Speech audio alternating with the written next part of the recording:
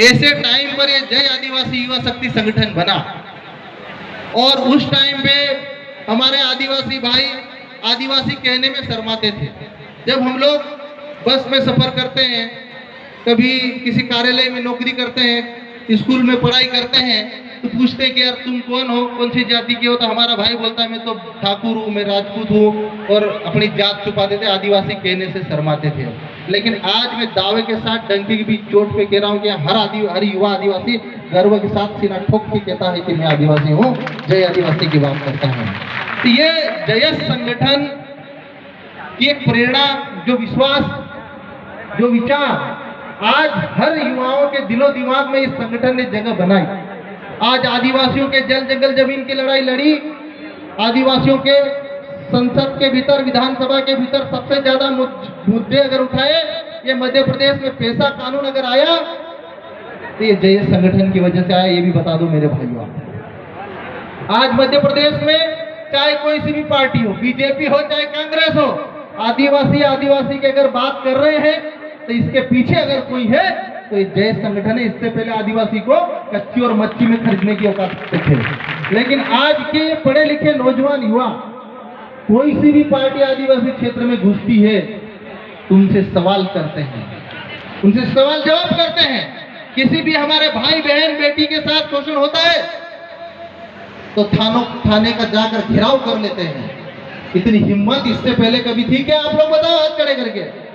यह आदिवासी समाज का संगठन जय जब से आया है तब से हमारे युवाओं में आत्मविश्वास और जो ऊर्जा की जो नई लहर जो आई है, सिर्फ और सिर्फ जय संगठन की देन है। आज जयस ने नेतृत्व का नारा दिया है। अभी तक क्या था? हमारे आदिवासी समाज की राजनीति में विधायक कौन बनता था, सांसद कौन बनता था? आप लोग बताओ। विधायक वही बनता था जिसके पास बहुत ज्यादा पैसा, सांसद वही बनता था जिनके बाप दादा कोई मंत्री विधायक सांसद रहा हो। हमारे समाज में परंपरा थी कि राजा का बेटा राजा बनेगा, जिनके बाप दादा नेतागिरी में है उन्हीं के बेटे नेता बनते थे। लेकिन जब से जय संगठन आया है तब से डॉक्टर हीरालाल अलावा एक आंगनवाड़ी कार्यकर्ता का बेटा मध्य प्रदेश की विधानसभा में 40,000 वोट से जीतते रहे। ये किसकी देन है? ये जय संगठन की देन है। इससे पहले हमारे आदिवासी युवा तो सिर्फ पार्टी के झंडे और झंडे उठाते थे, दरी बिछाते थे। इससे पहले कोई मंच पे भी जगह नहीं देते थे। आज इतने युवा मंच पे बैठे ना, ये कोई बड़े बड़े नेता नहीं, अपने समाज के बेटे हैं जिनका दिल धड़कता है अपने समाज के लिए 24 घंटे। इनके लिए जोरदार ताली बजाओ आप लोग। साथियों, ये जयस हर समाज के लिए, अंतिम पंक्ति में खड़े वर्ग के लिए उम्मीद की किरण बना है। ऐसे ही नहीं बना है। चाहे नेमावर हत्याकांड हो, हमने शिवराज सरकार को घेर लिया। चाहे नीमच के बाड़दा हत्याकांड हो, हमने शिवराज सरकार को घेर लिया। चाहे गुना बमोरी में आदिवासी महिला को जिंदा जलाने की बात हो, हमने शिवराज सिंह चौहान सरकार को घेर लिया। चाहे बड़वानी में पट्टे जलाने की बात हो, हमने शिवराज सरकार को घेर लिया। चाहे बड़वानी में नल जल योजना में भ्रष्टाचार की बात हो, जय संगठन ने शिवराज सरकार को घेर लिया। और आज शिवराज सरकार जय से घबराती है, दूसरों से नहीं घबराती है।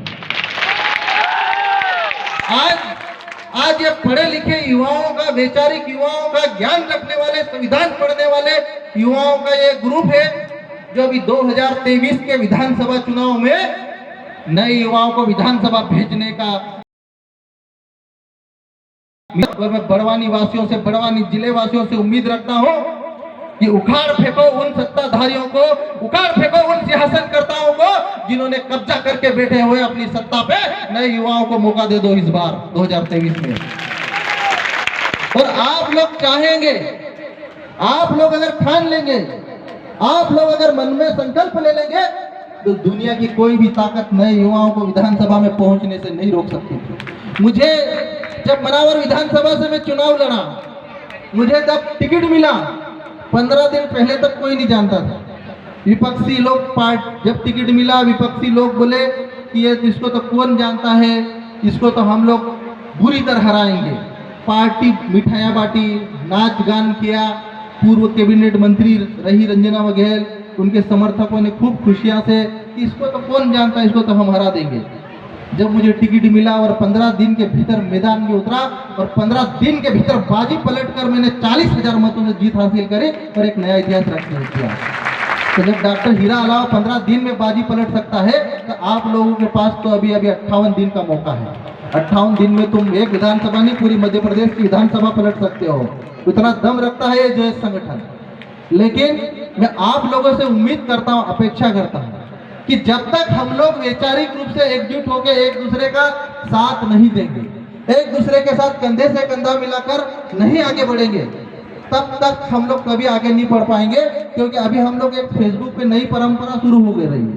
कुछ लोग करना तो कुछ नहीं चाहते, लेकिन जो करना चाहते हैं उसको एक कोई हाथ खींच रहा है, एक टांग खींच रहा है, एक पिछोड़ा खींच रहा है, एक अगोड़ा खींच रहा है और फेसबुक पे लिख रहे हैं।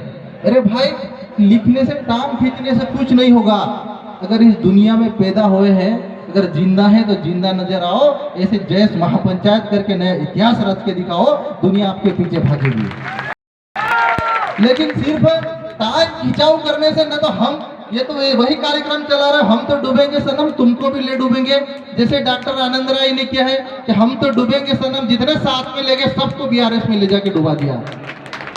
और वो गुलाबी गमछा डाल के अभी ऑफिस के लिए गमछे पे आने लग गया। भाई ऐसा है कि कुछ तो स्वाभिमान नाम की चीज अंदर जिंदा रखो, कुछ तो जमीर हो तुम्हारे अंदर जिंदा हो। इतने बेईमान कैसे पैदा हो गए भाई तुम लोग, पल पल में गिरगिट की तरह रंग बदल ले रहे हो। भाई ये हमारा डॉक्टर हीरा अलावा देखो कि विधायक बनने से पहले भी पीला गमछा था और आज भी पीला गमछा है, और नए आने वाले समय में इस पीले गमछे वाले कई विधायक विधानसभा में 2023 में जाएंगे। इस बात की भी मैं आप लोगों से गारंटी ले रहा हूँ। मेरे भाइयों, आज हमारे आदिवासी भाइयों के साथ इतनी बर्बरता हो रही है कि हमारे बड़वानी जिले में, धार जिले में, झाबुआ जिले में, खरगोन जिले में कभी मौका मिले तो जेलों में जाके देखना कौन भाई लोग ये अंदर जेलों में बने। 99% हमारे आदिवासी भाई बंधु जेल में सजा काट रहे थे फालतू की। छोटे छोटे मुकदमे में पुलिस फंसा देती है। आदिवासी क्षेत्रों में इनको संविधान तो नजर आता नहीं, तानाशाही चलती यहाँ पर। पैसा कानून लागू करवा के लाए, तब भी शिवराज मामा की सत्ताशाही है, प्रशासन नहीं मानता है पैसा कानून को। पढ़े लिखे तो है नहीं, अधिकारियों को कुछ ज्ञान तो है नहीं, संविधानिक 5वीं और 6वीं अनुसूची इन लोगों ने पढ़ी नहीं।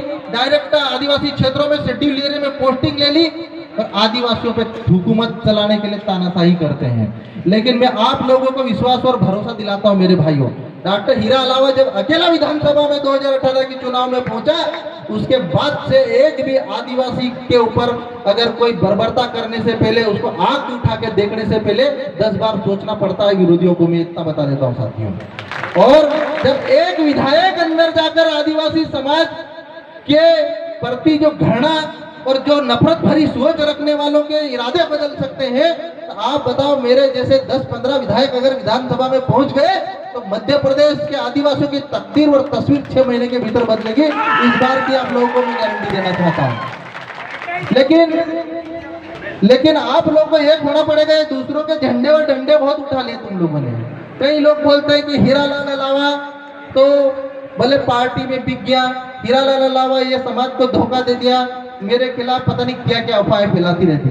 अरे हीरालाल अलावा अगर विधानसभा में नहीं गया होता तो ये पैसा कानून 25 साल बाद मध्य प्रदेश में नहीं आया होता, ये भी बता दूं आप लोगों को। तो हमारी लड़ाई हमारे गरीब आदिवासी भाइयों की लड़ाई है। ये बड़वानी जिले में पट्टे दिलाने की बात रही तो हमने एक कितने दिन तक बैठे थे अपन धरने पे राजू भाई? 28 दिन बैठे थे हमने, और 28 दिन बैठे उसके बाद कलेक्टर और जिला सीओ को आदिवासी भाइयों को कितने लोगों को पट्टे मिले? 1021 लोगों को पट्टे देने के लिए मजबूर हुआ। इसके लिए जोरदार ताली बजाए साथियों। ये लड़ाई हमने जमीन पे लड़ी। ये संघर्ष हमने आदिवासी भाइयों के साथ साथ हमारे सभी वर्ग, सभी जाति, आज मांझी समाज, मध्य प्रदेश का मांझी समाज जयेश के साथ कंधे से मिला के साथ चल रहा है। मध्य प्रदेश का धनगर समाज, मुस्लिम समाज सब जयेश संगठन के साथ मिलकर चल रहा है। अनुसूचित जाति वर्ग, सामान्य वर्ग भी बड़ी संख्या में जयेश के साथ मिलकर कंधे से कंधा मिला के चल रहा है। क्योंकि हमने उनकी लड़ाई लड़ी, हमने उनकी आवाज उठाई। चाहे किसी भी धर्म और जाति का आदमी रहा हो, जयेश संगठन ने उनकी लड़ाई पूरी ताकत के साथ विधानसभा में लड़ी है। और जिनको सबूत चाहिए तो मेरे एक वीडियो सोशल मीडिया पर डले हुए, इसलिए कोई गुमराह न हो मेरे भाइयों। मैं चाहता हूं मेरे आदिवासी भाइयों को न्याय मिले। मैं चाहता हूं मेरे आदिवासी भाइयों को अच्छी स्कूल और अच्छा स्वास्थ्य सेवाएं मिले। आज बड़वानी जिले में जितने भी प्राइवेट अस्पताल है, कितने अस्पतालों में आयुष्मान चल रहा है आप लोग बताओ मुझे। गिने चुने 1-2 अस्पतालों में आयुष्मान चल रहा होगा, बाकी तो सब हमारे लोगों को बोले आयुष्मान बंद है, आयुष्मान बंद है, आयुष्मान। सरकार योजना तो बना रही है दिल्ली और भोपाल में, लेकिन क्या हमारे गरीब आदिवासी भाइयों को उन योजनाओं का लाभ मिल रहा है? आप बताओ, मिल रहा है क्या?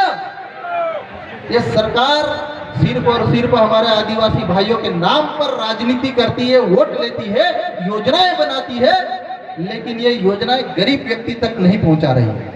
आज भी प्रधानमंत्री आवास योजना में जो एक्चुअल में जो गरीब